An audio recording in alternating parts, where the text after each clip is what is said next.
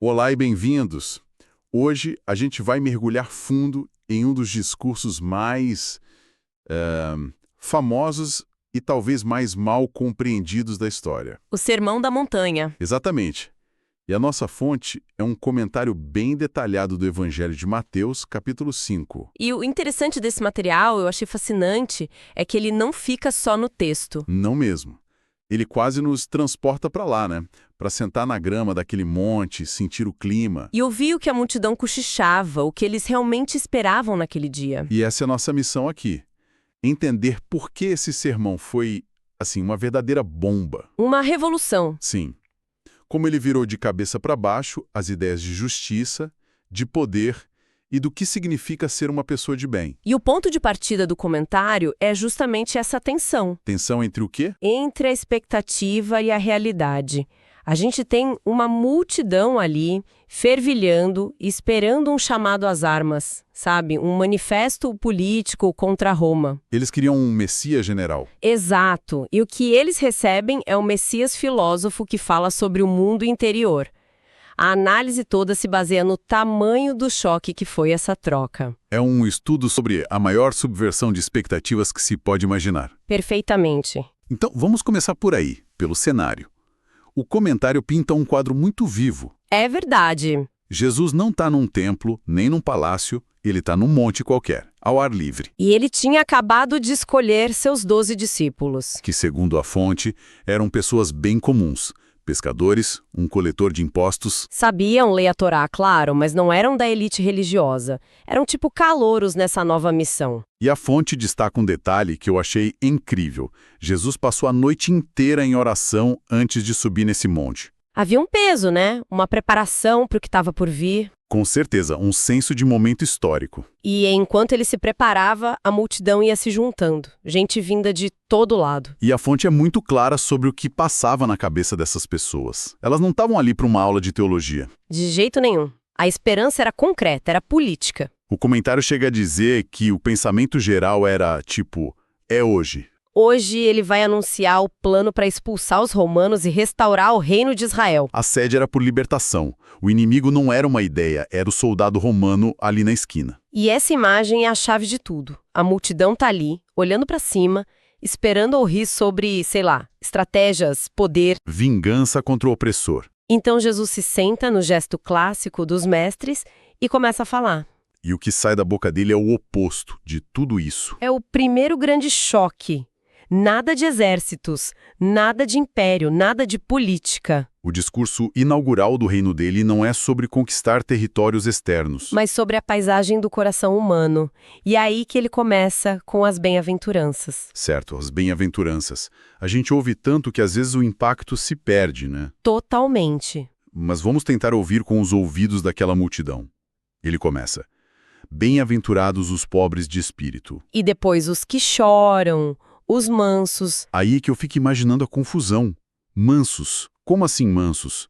O Império Romano era brutal, cruel. Mansidão pareceu o caminho mais rápido para ser esmagado. Não soa como uma estratégia de vitória, soa. De forma alguma, soava como fraqueza. E é por isso que o comentário vai fundo em cada uma dessas frases, para mostrar que Jesus estava redefinindo o conceito de força. Pobres de espírito, por exemplo. O que seria isso? A fonte explica que não tem nada a ver com dinheiro, nada a ver com ser pobre materialmente ou com falta de inteligência. É outra coisa. É o reconhecimento da própria falência espiritual. É admitir que você está de mãos vazias. O oposto direto da atitude dos fariseus. A elite religiosa da época. Exato, que se viam como espiritualmente ricos, autossuficientes. Jesus está dizendo que o ponto de partida é esse vazio. E os que choram. Isso também é contraintuitivo. Ninguém quer chorar. Mas o comentário especifica o tipo de choro. Não é o choro de autopiedade, do coitado de mim. Certo. É o pranto pelo estado do mundo e principalmente pelo próprio erro, pelo pecado. É uma tristeza que, paradoxalmente, purifica. É o tipo de dor que leva à cura. Entendi. E a partir daí, o comentário descreve um tipo de escada, um progresso espiritual. Exatamente. Uma escada. Os mansos não são os passivos, sabe? Não. Não. São aqueles que têm poder sobre si mesmos, que controlam o próprio ego. Vencem a si mesmos antes de querer mudar o mundo. E depois vem os misericordiosos, Que, por já terem recebido misericórdia, não julgam nem discriminam os outros. E, por fim, os pacificadores. que para aquela multidão que esperava a guerra deve ter sido... No mínimo, confuso. Os heróis do novo reino seriam os construtores de paz. Depois dessa lista, ele joga duas metáforas muito poderosas. Vós sois o sal da terra. E vós sois a luz do mundo. A do sal sempre me intrigou. O comentário fala que o sal precisa se misturar para ter efeito, mas não pode perder o sabor. Parece uma contradição. É a grande tensão que a fonte aponta. É uma corda bamba. Como assim? O texto sugere que o isolamento, se esconder numa comunidade pura, fechada, torna o sal inútil. Ele não salga nada guardado no saleiro. Certo, faz sentido. Mas a assimilação total, se tornar igual a tudo ao redor, também o torna inútil. Ele perde sua função. Então o chamado não é para fugir do mundo, nem para ser engolido por ele. Mas para atuar dentro dele, mantendo uma identidade distinta. É um chamado à influência. E a luz? A da luz é ainda mais direta. Uma cidade no topo de um monte. Simplesmente não dá para esconder. Uma vida transformada, segundo essa lógica, emite um brilho que é visível. E a instrução é clara. Essa luz não é para se vangloriar. De jeito nenhum. É para que as pessoas vejam as vossas boas obras e glorifiquem o vosso Pai que está nos céus.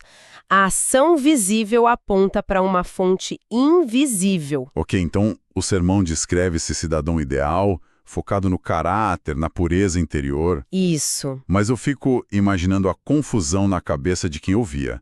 Tá, mas e as regras que a gente segue a vida toda? A lei de Moisés, os 10 mandamentos... Isso tudo vai para o lixo agora? E é como se Jesus ouvisse essa pergunta no ar, porque ele imediatamente aborda o assunto. É uma das passagens mais cruciais do sermão. O que ele diz? Ele diz, de forma categórica, não pensem que eu vim para anular a lei ou os profetas. Eu não vim para anular, mas para cumprir. Essa ideia de que a cruz, que viria depois, confirma a lei, é muito contraintuitiva. A maioria das pessoas pensa que ela veio para cancelar as regras antigas, né? Exatamente.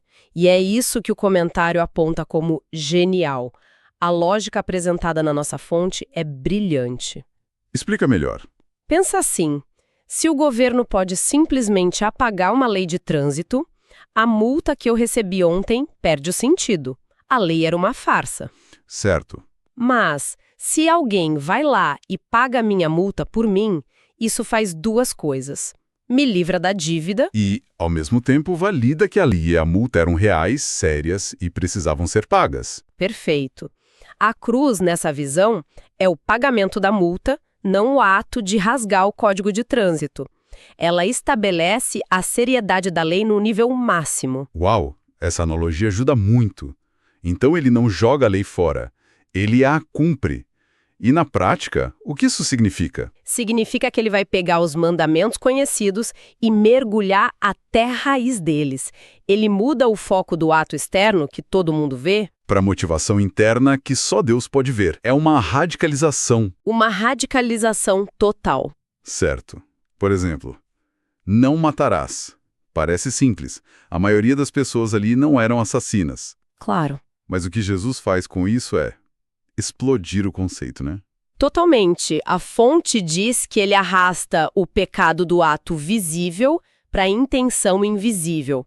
Ele diz que se você se ira contra o seu irmão, se você o insulta ou chama de idiota, No seu coração você já cometeu um assassinato. é isso. A raiva, o desprezo são as sementes do homicídio. E ele vai além. Tem mais. Tem. Diz que se você tá indo fazer uma oferta a Deus, mas lembra que alguém tem algo contra você, Você deve largar a oferta, ir se reconciliar e só depois voltar. isso. A relação horizontal com as pessoas tem precedência sobre o rito vertical com Deus. Isso é muito radical. E ele faz o mesmo com o adultério. O mesmo padrão. Não é só o ato físico. Ele diz: qualquer que olhar para uma mulher com intenção impura já adulterou com ela em seu coração. De novo, a batalha não é só no comportamento. É na mente, no desejo. A fonte destaca que isso coloca a responsabilidade Não no que você faz, mas naquilo que você alimenta dentro de si. E ele continua com o divórcio, a vingança. Sim. Sobre o divórcio, o comentário aponta que ele critica a prática da época em que um homem podia se divorciar por qualquer motivo banal. O que, na prática, deixava as mulheres numa situação de extrema vulnerabilidade. E era uma forma legalizada de adultério em série. Ele restaura a visão original do casamento, permitindo o divórcio só em caso de imoralidade sexual. A palavra grega é porneia, né? Isso, porneia. Depois ele ataca a lei de olho por olho, dente por dente. Que originalmente era um princípio para limitar a vingança, certo? Para que a punição fosse proporcional ao crime. Exatamente. Era um avanço legal. Mas Jesus o substitui por algo ainda mais radical. Não retalhar.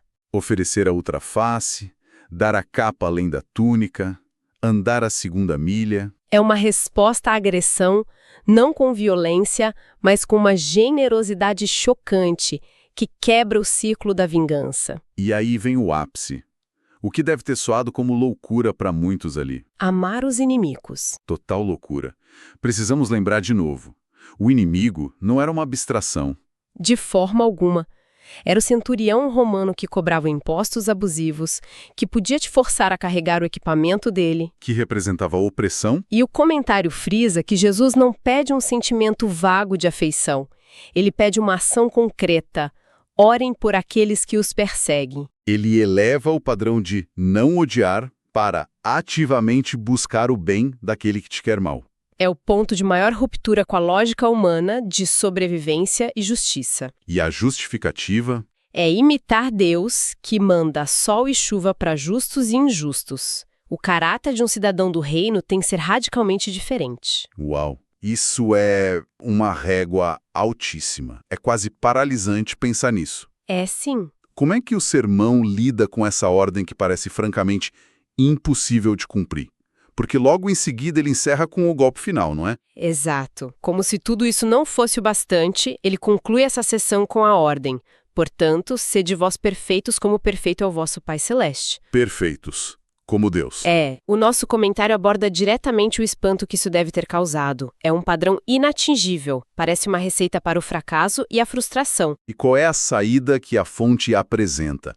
Porque parece uma contradição. Em outras partes da Bíblia, como nas cartas do apóstolo Paulo, ele mesmo diz algo como, não que eu já tenha alcançado a perfeição. Isso. Mas logo depois ele fala sobre nós os que somos perfeitos. Como ele pode ser e não ser perfeito ao mesmo tempo? Parece um quebra-cabeça. E a solução para esse quebra-cabeça, segundo a interpretação do nosso material, está na definição de perfeição. Não é o que a gente pensa que é. Não se trata de uma perfeição estática. Um estado de impecabilidade moral que a gente alcança e pronto, zerou a vida. A fonte argumenta que a perfeição aqui deve ser entendida como um caminho, uma jornada, uma direção. Ou seja, não é um destino, é um verbo. É a ação de continuar na direção certa. Exatamente essa é a ideia. Os perfeitos, nesse sentido que Paulo usa, não são os que já chegaram. Mas os que não se desviaram do caminho. São os que continuam em frente, esquecendo o que ficou para trás e avançando para o alvo. A perfeição não é a ausência de falhas. Mas a persistência na jornada correta. Isso, sempre pela fé. É um processo dinâmico de crescimento, não um troféu que se conquista. Então, se a perfeição é um caminho, a pergunta óbvia é, qual é o caminho? E o comentário conecta isso de forma direta com outra fala famosa de Jesus. Eu sou o caminho, a verdade e a vida. Claro. Portanto, a perfeição cristã, nessa interpretação, não é um esforço humano para se tornar igual a Deus. É a vida de Cristo sendo vivida através da pessoa, pela fé. É se manter no caminho que é o próprio Cristo. Exatamente. Faz todo sentido. Então, recapitulando essa jornada incrível, o sermão começa com uma multidão esperando um rei guerreiro, um plano de batalha. E o que eles recebem é o retrato de um cidadão de um reino interior, cujo foco é o caráter. Depois, uma reinterpretação radical da lei, que vai da ação para a intenção. E, por fim, um chamado à perfeição que não é um destino esmagador, mas um convite para uma jornada de transformação contínua. É uma mudança de paradigma completa. Completa. E isso nos deixa com uma reflexão final, que o próprio comentário inspira.